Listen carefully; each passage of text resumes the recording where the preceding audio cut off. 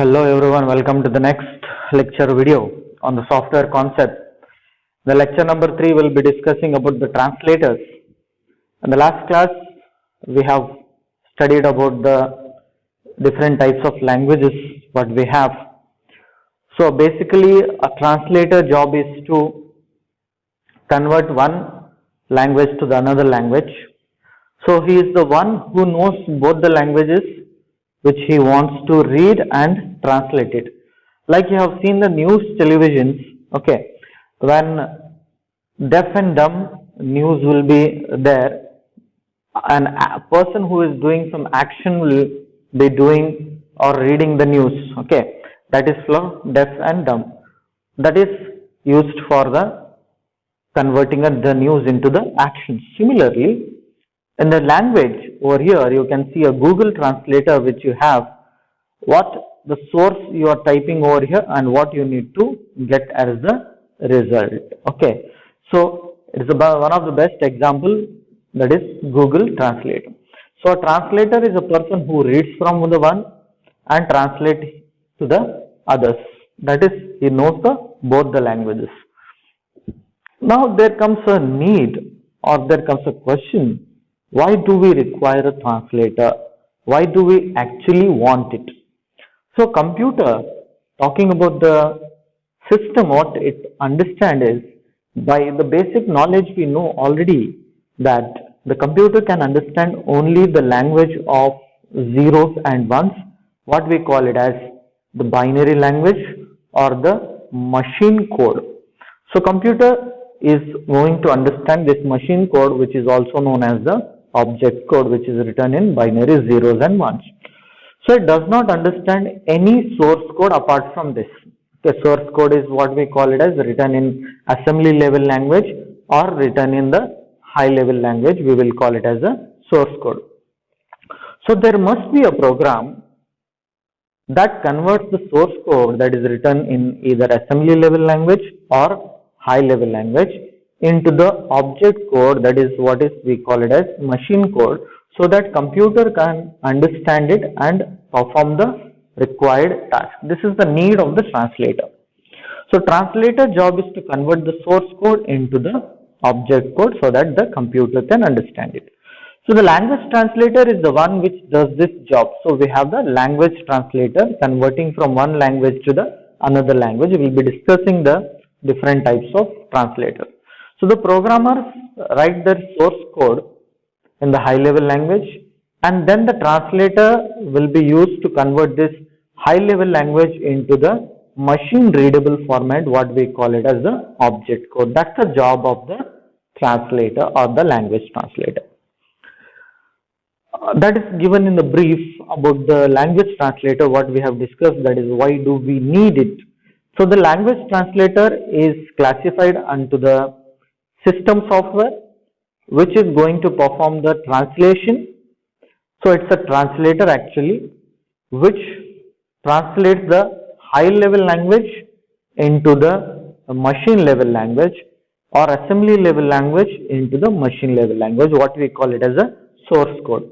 The source code can be written in the high level language or assembly level language, is been sent to the translator, language translator.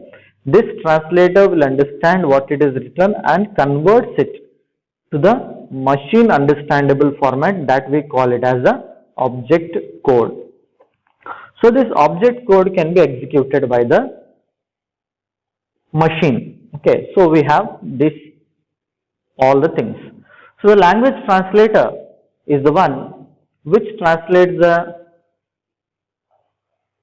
high level language to the low level language. Depending upon what language I am using, will have different compilers or the language translators. The first is called as the assembler, the next is the compiler, and the last one is called as the interpreter. So all these are the one which are used for the translation, but depending upon the source value what we have got, depending upon what is the source and what is the destination, we will be getting the values. So assembler is a system software which is going to translate an assembly level language into the machine level language into its corresponding machine level language. So a system software which is translating the assembly level, we'll call it as a assembler. That's it. So it recognizes the mnemonic codes or the mnemonics which are used in the assembly level language that you already know. The assembly level language uses the intermediate codes, that is what we call it as mnemonics or assembly codes, to write the instructions to the computer, and these mnemonic codes are substituted wherever it is required, and the machine code for each instruction will be generated. So that's how we will generate the mnemonics to the machine level language. How machine codes are being generated from the mnemonics. So example of the assemblers, we have TASM, that is turbo assembler. ASM stands for assembler, T stands for turbo. MASM, that is Microsoft, okay, micro MM, that is two M's are also been there, assembler. Okay, so Microsoft micro assembler are the two kinds of assemblers that we have. Okay, in example, there are many other assemblers which have been developed by different companies. So assembly level language code given to the assembler is been translated or converted into the machine code. That is the work of the assembler. Okay. The next thing what we have is the system software, which is language translator called as a compiler. The compiler is a system software that translates the high level language, that is source code, into the machine level language, what we call it as the object code. So the source code that is written in the high level language will be converted into object code or machine code. So in the very PPTs we will be using this word called source code. The source code is a program written in the high level language or an assembly level language, but the code which is written in the machine level language will call it as machine code or object code directly, because it is directly understood by the machine. But whereas the high level language, which is assembly level, and the other C++ and other languages which are written, we call such programs as the source code. So what does the compiler will do? How does it performs the translation? So it reads the whole program. That means if you have 6 lines of program or code written, it reads all the 6 lines and translates the entire program at once into a series of machine level instructions. That's the job of the compiler. Whole program will be read. Keep in your mind, whole program will be read and it will be translated into the machine level language. So the high level source code that has been written will go to the compiler.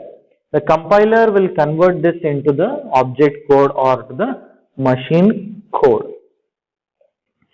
This is how the compiler performs the job. Now in the example, we have a program which is consisting of 5 instructions or 5 lines. That is number 1. Will be read whole by the compiler. So compiler will come here in the number 2. The process of reading the whole program will take place. All the 5 instructions are read, and if there are error-free statements, error is a mistake, we will talk about it. So all these errors will be removed and it will be read, and then it will be converted into the object code, and then it will be given for execution process. We'll talk about even execution process also in the later slides. Then once the compiled code is been generated, the program normally gets saved automatically and it will be executed directly by the language compiler or the linkers and the loaders. The following are the programming languages that will follow the compiler version: C, C++. All these compilers will be used to translate the high level language into the low level language that is used by the compiler. Now see, in this process, when I write a source code, it goes to the compiler, compilation of errors will be done. What is an error actually? So errors we have discussed already in the chapter number 1, overview of computer. Errors are also called as the bugs. Error is nothing but a mistake in the program. There can be different types of errors classification, but will not go in depth of the types of or classification of errors. So if there are any mistakes in the line which is been read, for example, we'll go back. Now line number 1, line number 2, line number 3 is been read, there are no errors, but the line number 4 has an error. So it will generate an error, it will not convert it, it will stop here itself. Then line number 4 I need to correct it, then again I will compile it, again 1, 2, 3, 4, again if line number 5 has an error, then it will stop it there itself. Okay, so each time what I have, all the errors will be read and it will be highlighted for you, but if there are any errors remaining, it will not let you to compile the code. So all the programming errors should be removed, and then only the compiler will convert it into low level language or the machine level language. The next thing that comes is the interpreter. An interpreter is the one which reads once a statement which is a high level programming language created by a high level programming language at a time. At a time means only one line at a time. See, the difference between the compiler and the interpreter, will be speaking it about it. So translator will be taking place here once the program is read line by line, once a statement is read of a high level language at a time. So the translator is going to translate this instruction written only one statement at a time into the machine level language and execute it immediately. Immediate execution. Okay. So this is very quick in processing. One line has been read, no errors, it will translate and it will execute. Second line it will read, it will translate and it will execute. I will show you in the diagram. So it continues to read, translate and execute the statements one by one until it reaches the end of the program. Okay, that has been done over here. So interpreter, high level language, goes to the translator, interpreter, which will be doing it one by one translation, that is one line by one line translation. Then it will go to the machine level program, that is the object program. It goes to the object program. This is how the interpreter will work. Let us look to the diagram. Programming instructions. Line 1 is been read, reads the line 1, converts the line 1, executes it, finished. Then it will go to the line number 2, reads it, converts it, executes it. So if there are any error in the line number 2, the line number 1 is already executed, it will stop here only, and line by line errors are being displayed here, not the entire program errors are being displayed in the interpreter. That's one of the disadvantage of the interpreter, but it is a little bit faster than the compiler, because in terms of memory, when you go to the compiler, you see, when I go back to the compiler diagram, the whole program should be read and it should be stored, reading and storing and then converting, requires a lot of memory. But whereas reading one line, converting it and executing it does not require much memory. So when it comes to the memory concept, interpreter is the best which does it line by line. So all these instructions are read and been converted line by line into the executable code. Therefore, it is slower than a compiler. Okay, that is because it is line by line reading process will be taken place. But once instructions and memories are been executed, execution process or memory purpose, it will be a little bit faster. So the machine code that is understood by the machine or object code produced by the interpreter is not saved. Okay, but in the compiler it will be saved automatically and it will be executed. Hence, to execute a statement again, it has to be interpreted again. So if I want to execute the previous instruction again I need to read the instruction, again I need to perform the conversion and execution. Certain languages that are using this interpreter is basics, prologue, or the languages that are using the interpreter. So Java is the language which uses both the compiler and the interpreter, both the translator it will use. Because of that it is called as a platform independent. It is not dependent upon any of the platform. Difference between the compiler and the interpreter we are going to talk in the slide. The very first difference is it converts the whole code at a time, reads and converts it whole program at a time. But this one, it converts the code line by line, reads one line, converts it one line, okay, and executes it. It is faster because it reads whole program at a time. Because it is going to read one line instruction, okay, convert it, execute it, it takes a lot of time and it is slower. Requires more memory because entire program is been read. Requires less memory because it will be reading only one instruction at a time. Error are displayed after the entire program is been checked. Because the entire program is read at once, the errors are been displayed at once to the user. But here errors are displayed after every instruction is interpreted. If there are any errors in the lines, the particular line when it is been read and converted, then only it will show the error. Example of the compiled languages are C language, C++, and Java. Whereas the example of interpreted language is GW Basic, Ruby, Python, which is in Zoom now. Okay, all these are the examples of the interpreted language. Then comes the next subtopic of this chapter is the linkers and loaders. Linking a module, like how you have a chain of link that is established and you will use the chain to protect something. Similarly over here, linking between one thing and another thing in the programs need to be established so that the programs are getting loaded into the memory and execution process will take place. Now till now we have spoken about only how the program is written, either written in machine level language, assembly level language, or in the high level language. Then we will use a translator which will check and convert. If there are any errors, it will display, and then it will be given to the next kind of software. What we have is a linker and a loader. This is also a system software. What will happen when the program is created?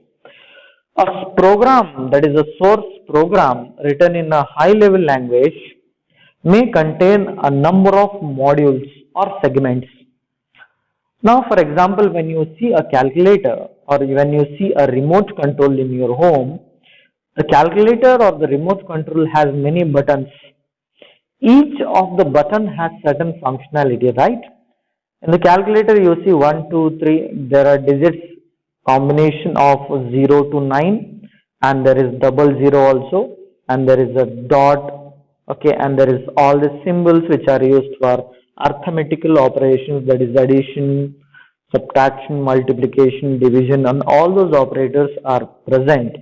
All those are buttons. When you see a remote control of the AC, you have on and off, okay, mode of AC, you have temperature to be set, you have air direction, everything. So each button is considered to be the module. The entire remote control is a program. Entire calculator is a program. So a source code or a program which is written in high level contains the modules. So or a segment. Each module will have its own functionality. Like you see in the diagram, the main program what we have consists of two modules which will have their individual functionalities. Functionality 1, functionality 2, where it will be interacting with each of its corresponding module. So the functionalities which are there in the module are being coordinated. Now, what is the use of this dividing the program into modules or segments? When the program is divided into modules or segments, it will have certain advantages. To execute properly, these modules which we have created or programs what are divided into segments are to be linked together, so that execution of the program is arranged in certain sequence, in certain order. Once I start execution, I cannot arrange it in an order. Before starting the execution, it has to be arranged in order in terms of operations what they are being built. So this operation is performed by the software, what we will call it as a linker. So what is the use of the linker? Linker will link the various segments or the modules of the program in certain order, okay, in linked wise order. That is called as the work of the linker. See, generally understanding about the linkers and the loaders, we have the source code, that is a program that we have written. The program that we have written may be written by the assembly level language or the high level language, where I require a translator, assembler, compiler or an interpreter. This source code will be converted by the compilers or interpreter or assembler, that is the language translator, into what is known as object code or object program. Once the object program is ready, that object program is given to the software called as linker. This linker will link all the different modules that are present into the different areas, like header files. All those files are being linked, what all files are required for execution, and it will produce a code called as executable code. Now this executable code is what a machine can run. Executable code is machine can run it. Okay. This executable code is given to the next kind of software, that is called as a loader. Loader will load that into the memory, because execution of program requires certain memory. So this loader will help the executable code to hold certain memory into the main memory and run its program. So the object program is ready for the execution. That means it is now going to perform the series of actions what you have built for. In detail about this linkers and loaders, we will be seeing in the next class. Thank you.